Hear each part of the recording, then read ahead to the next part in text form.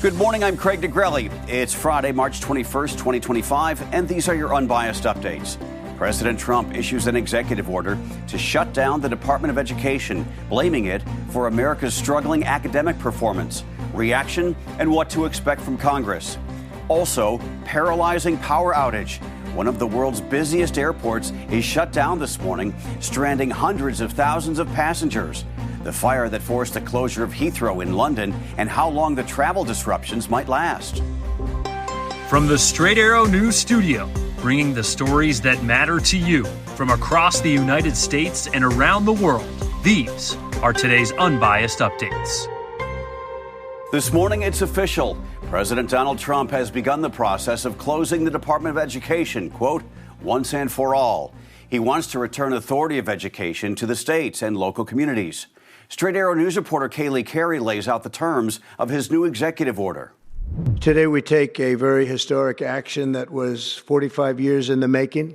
The order initiates the process of shuttering the department and directs Education Secretary Linda McMahon to make preparations to transfer its essential services to other government departments. But as Straight Arrow News recently reported, Trump cannot close the federal agency on his own because congressional approval is required. And it sounds strange, doesn't it? Department of Education, we're going to eliminate it. And everybody knows it's right. And the Democrats know it's right. And I hope they're going to be voting for it because ultimately it may come before them. But everybody knows it's right. The order directs McMahon to take all necessary steps to facilitate the closure of the Department of Education and return education authority to the states, while continuing to ensure the effective and uninterrupted delivery of services, programs, and benefits on which Americans rely. Congress would need 60 votes to break a filibuster in the Senate, where GOP lawmakers currently hold 53 seats to eliminate the agency. Senate Democrats, however, have shown no sign they'll support abolishing the agency. Democratic Senator Patty Murray said in a statement, Trump and Musk are taking a wrecking ball to the Department of Education and firing half of its staff. Murray promised to fight what she dubs Trump and Musk slash and burn campaign. The Trump administration cannot dismantle the department through executive action, but can slash staffing and cut what it deems inefficient programs.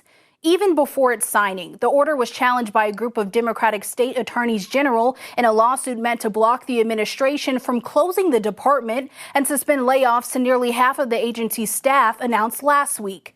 Critics of the plan, including the NAACP, condemned the order in a statement. The organization's president saying this is a dark day for millions of American children who depend on federal funding for a quality education, including those in poor and rural communities who voted for Trump. The Trump administration argues the department has failed students, parents, and teachers, and said it has spent more than $3 trillion since its inception in 1979 without improving student test scores. That was our Kaylee Carey reporting. She mentioned how the Department of Education has spent $3 trillion since 1979, $268 billion of that last year alone. So where exactly does that money go?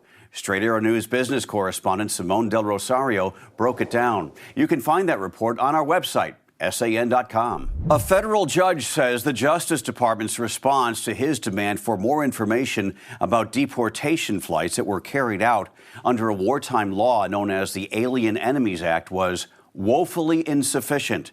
In a 3-page ruling, U.S. District Judge James Boasberg said the government, quote, again evaded its obligations to provide the information he had been demanding for days about the timing of last Saturday's flights. President Trump had invoked the rarely used law to deport suspected illegal immigrants that the administration claims are members of the Venezuelan gang Tren de Aragua. The president has deemed the gang a foreign terrorist organization.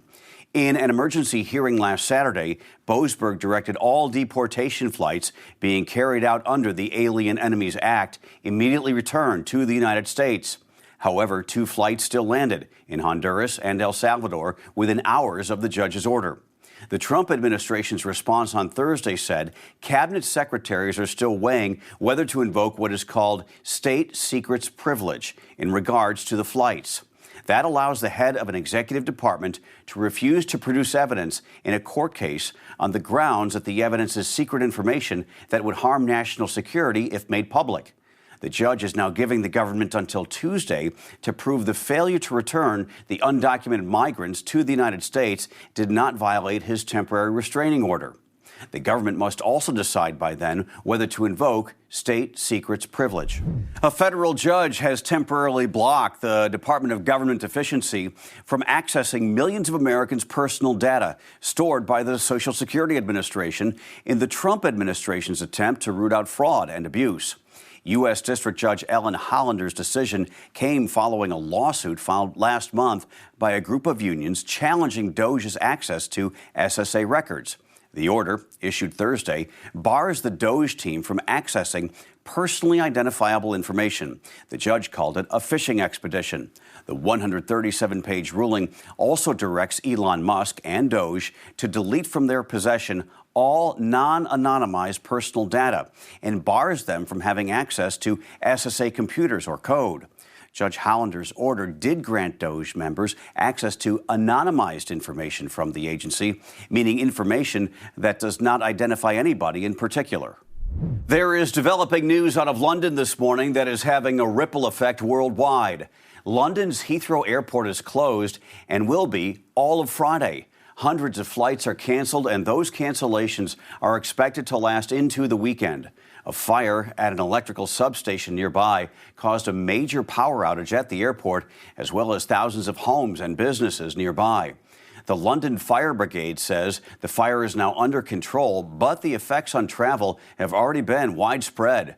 More than 100 flights were in the air when the power outage occurred. Some had to turn around, others diverted. The airport released a statement saying, "To maintain the safety of our passengers and colleagues, we have no choice but to close Heathrow. We expect significant disruption over the coming days, and passengers should not travel to the airport under any circumstances until the airport reopens." Heathrow is one of the world's busiest airports for international travel. It currently averages more than 200,000 passengers per day. The social media platform X is suing the government in India, saying the country's IT ministry has unlawfully expanded its censorship powers. In its lawsuit, the platform, run by Elon Musk, alleges the expansion allows for easier removal of online content and empowers countless government officials to execute such orders. The move marks an escalation in an ongoing legal dispute between X and India Prime Minister Narendra Modi's government over how New Delhi orders content to be taken down. X argues the ministry is asking other departments to use a government website, which was launched by the Ministry of Home Affairs last year, to issue content blocking orders and mandate social media companies to join the website too. Finally this morning, buy now, pay later for your lunch. DoorDash is teaming up with Klarna to offer a new payment option.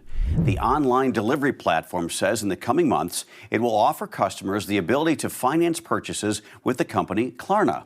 DoorDash says Klarna's delayed payment system can be applied to everything from groceries and fast food to electronics. Klarna gives users the ability to pay in full at checkout, split payments into 4 equal interest-free installments, or defer to payment dates that align with payday schedules. Did you get all that, or was it above your pay grade? Those are your unbiased updates for this Friday. We'll see you back here on Monday. For all of us here at Straight Arrow News, I'm Craig DeGrelli. Have a great weekend.